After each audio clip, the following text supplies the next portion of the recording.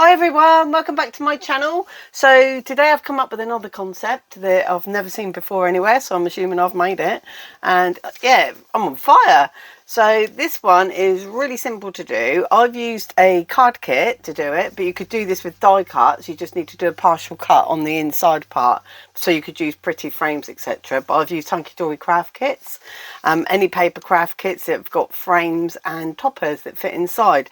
This one had another frame inside of it, and I just chose to back the piece that drops through with some cardstock. But if you wanted to make your life even simpler, then just use the frame where the topper is exactly the same size. And as you can see, you can do this with different shapes. It just falls through when you open it, so when it's stood up it hangs, and it just gives it lots of dimension, so it will fold flat for postage if that's what you're looking for. So yeah, it's really simple to do. I'm going to show you how to do this. I've put backing papers onto the back, which I'm not going to show you today because I'm all about the know-how. I'm going to show you how to do it. So let's get started. Now, the only thing that's going to change the size of your card is if you decide to use bigger paper. So your topper is going to determine the size of your card really, and whether you want to have a panel down the side of it or not. So these are what I'm going to show you today. I'm going to do it with this smaller one here. So this is a frame with an exact size topper inside of it, and then I've got a circular one, so I'm going to show you how to do the circular one as well. This is A4 cardstock, but I'll be cutting it down to be a square shape. You could have it as a rectangle if you've got bigger paper, so like A3 or 14-inch long cards, or even card blanks. You can do it with card blanks. It has to be a 10th fold, and the other thing to be aware of is a pattern. So if it's got a pattern on it that you can't put vertically, then it probably won't work for you. So you're going to need plain paper or a pattern where you can do this. Both of these are generic, so it doesn't really matter. On the other ones that I did, there was a pattern, a border on this one, and I just used the border as part of the design, so it's not on the back. But what I like about using cardstock is you've got a really good looking piece of card there with an added dimension that people aren't expecting. So what we'll do is we'll do the square one first, because that's obviously going to be the easier one of the two to do, because you'll have to cut in a circle. So we'll just remove these two from the hunky dory kit. This is an old kit that I had, so you can use any of them, so any of the new releases or any cards that you've got at home. So we'll just take that for now, and then we'll take our cardstock, and all you need to do with this is fold it in half, which is at 5 7/8. So I'll just get my scoreboard and fold that in half, and obviously you'll fold whatever cardstock size you use into half as well. So I'll just go 5 7/8, which is there, and then we get it into half. So that's the first stage done. Very simple. And what you need is a tank card. So your card is going to be, oh, I've got a little mark on that, but it doesn't matter because I'm going to cut that off anyway. A tank card. So a tank card means that it opens like that, so it looks like a tent from the side. Okay, so that's what we mean by a tank card. That way up would be just a normal standard portrait card, just like that, but we're going to have it as a tank card. You need to do that for this so it falls in. So just give that a good score, get it to fold flat. This is very thick cardstock, so it's going to take some cutting through as well. And then you get your topper and you determine where you want your topper to be on your cardstock. So you can see here, it's not too bad at all. It's going to be fine. I can have it over to the side. If I'm going to use one of the border strips, they go along the bottom or the top. So entirely up to me where I want to fit this card. I've got a shadow there, but I haven't there, so I can remove both from the side. But just for speed and purpose of the demonstration, we'll just cut it down to be a square shape. So I'm just going to bring in a cutter, and I'll just cut it down to 5 7/8, the same as what the depth of it is. So we're just going to make a square card. And don't throw these bits away, guys. They always come in useful. Make little mini cards or bookmarks, anything like that. So we've now got our card blank. So you've determined where the bottom is. Open up your card and make sure you keep the bottom towards you, because this is where you're going to do your cutting. And the only other thing you're going to need right now is a pen, because you're going to draw on the inside, and this will get covered up by the topper, so it doesn't matter that you've got pen marks on there. So if you want it to be completely central, then just centralize your topper on there, and then just draw 3 sides. So you're only going to do the 2 sides and the bottom. So just doing the bottom and the 2 sides like that. And that's it. Hopefully the pen won't smudge. but you can use a pencil or anything like that. I'm just trying to get it so that you can see it. Then I'm going to take a craft knife and a ruler, and I'm just going to cut only those 3 sides. And this is how simple it is. This is just going to fall in, and then what we need, you need to be this side of the cut line, okay, because otherwise you'll see it when the frame goes back on. So just come this side of the cut line and just cut all the way down to the end. I'm just going to go through a couple of times. It's a very thick cardstock, like I say. Just want to make sure it completely goes through. I'm turning my card because it's easier to do and see. I'm just going to go along here and do this. So if you were using dies, so you want the interior die to be exactly the same size as a frame die, then you would need to do a partial cut. There goes the lid of my craft knife. I'll be getting that later. That's a whole expedition, getting down on my knees and back up again. That's like my workout for the day. So just go along there. And I'm just going to check that that's gone through completely, and it hasn't. I can feel it hasn't all the way through, so I'm going to have to be a bit stronger with this. Use my muscles a bit more. I usually use my glass mat. I think it just cuts a bit easier, but I've not actually cut on this mat before. Let's go through it again. And it's okay to be a little bit larger. You can trim it down when it's gone through the other side, but you don't want it to be too small. So you don't want to go inside the lines, you definitely want to stay on the outside of the lines. And this part of the card is kept, so you don't want to have big mistakes on it either. See if we've gone through yet. Oh yeah, we're nearly there, it's just those corners. If you turn it over, you can always see where you've missed, and just get that, pop that off, and that there. You can see I've got a couple of little thread lines where I went through it twice, so you'd need to remove those. These little pieces here, just get them off. Probably do it with the scissors after, or just pull them like that. The what's it called? The frame. That's it. The frame will cover it up. So then you take your ruler again and the scoring tool, and I'm on a mat. So if you've got anything foamy or squidgy, a mouse mat or stack of paper, you can put that underneath as well to get your score line, because it'd be quite difficult to line this up on a scoreboard and do it. So where those 2 lines were, that's going to be the top of your topper, and you're going to make a score between them. Okay, so I'm just going to do that a couple of times to make sure I've got a score there.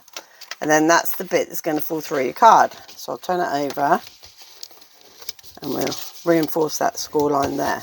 So now you've got your hangy bit that comes through. So when it stands up, you've got that nice, it just falls through. So it's flat when they get it in the post, open it up and the topper falls through. And when it stands, it's actually hanging. So it will just hang there like that. So it gives it lots of dimension. I put these 2 up on the kitchen worktop earlier and I thought, oh, they look really good. So you've got your tent card, you've got your aperture thrown in. So all you need to do now is add this one back in and this one on the outside, and that's it. It's as simple as that. And then obviously you'll decorate it. I won't do that because I'll get on and show you how to do a circular one, which is slightly different, because you know, this is, like I say, my channel's all about teaching you how to do these shapes. So then you can go off and make your own designs and decorate them fully. So just pop the frame on there, and if you wanted to, you could fold that back out the way to make sure you're not seeing any borders coming through. You can see like that. And we're going to pop that back on there. And then if you turn it over, put some glue down here, and then your inside of your frame, your topper, you can use dimension if you want. It doesn't have to be flat. That's one of those little stringy bits I just took off. It doesn't have to be flat, but just put your topper back on like that. It's going to be wet glue, so I can move it about, which I need to. I just need to move it up a bit.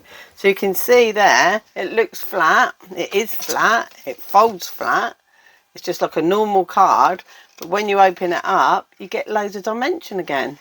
So I really love that when that happens. I know it's a bit difficult to show you with an overhead camera, but I'm sure you can see the idea of what's going on. And it doesn't fall right in either. It just, when it's standing there on the shelf, it does just hang in there really nice because it's a nice thick cardstock. So that's how you do rectangles, squares, anything like that. Do a couple of them. If you've got little tiny toppers with frames, you just need to have the frame. The frame covers up all your cutting and things like that. And obviously you would decorate the back panel here with a nice insert. So that's your rectangle square. Now we'll go on to our circle. So again, it's going to be the same thing. We need to make a 10th fold card. And on this one, I'm going to have the border at the bottom, even if I have to cut into it, just because it's pretty. I don't want to cover up something that's pretty. So again, I'm going to just score it at 5 7/8, and then we'll see how big we want it to be when I've done it. So 5 7/8. Push that over. Cut that a little bit wonky, but it doesn't matter. I'll trim it down like that. Random glue lid falling into shot. So there we go. So we've got our tank card again, and now we're going to pop out these. And I'm only going to use the two smaller ones because the big one's just too big for it. There'd be too much falling in, I think, and it's easier if you just use the two smaller ones. What you could do is these two could be what you cut. If you've got a larger bit of card, you can cut the circle around these two, and then this would be your frame, but we'll just go for the inside ones.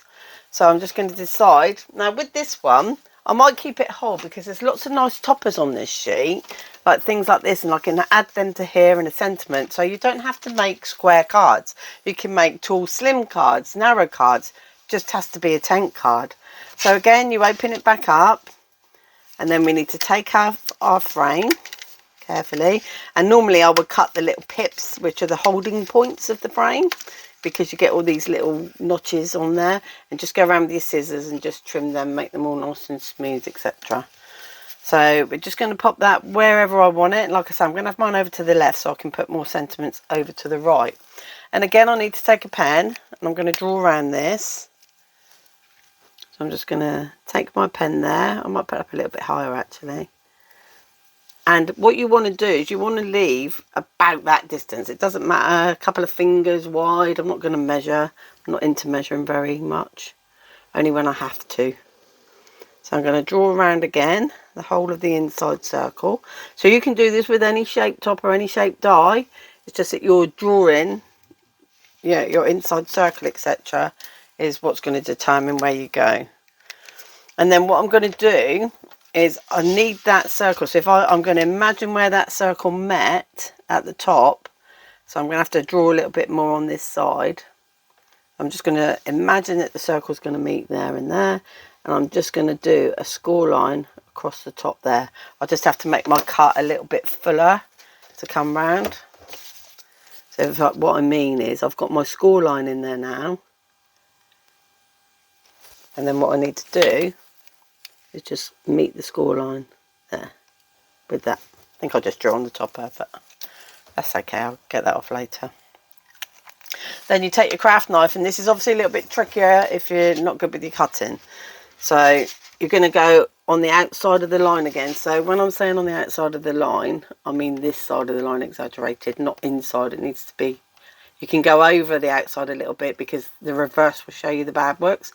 If you have it on the inside and you put your frame back on and you've got all this extra black on the top, you're going to see it. So make sure you make that fall into the background. So I'm going to have to put a bit of pressure on this because I really would like to do it in one go, but I may not be able to. So I'm having to add quite a lot of pressure because I am going through a very heavyweight cardstock. If you buy Hunky Dory, you know it's 350 GSM, so it's super strong. And the other thing you can do is if you've cut off too much, because I am making sure I go outside of the line when you've got your topper on, I'll do a little bit too much there so that you can see what I mean. You can cut it down, just go around it with scissors, which is easier, so you can make the inside look nicer, and then it'll just be the back, the topper, it looks a bit messy if you've gone bad cutting, but it's still fine, and you can cover it up if you want to at the end, so don't worry about it.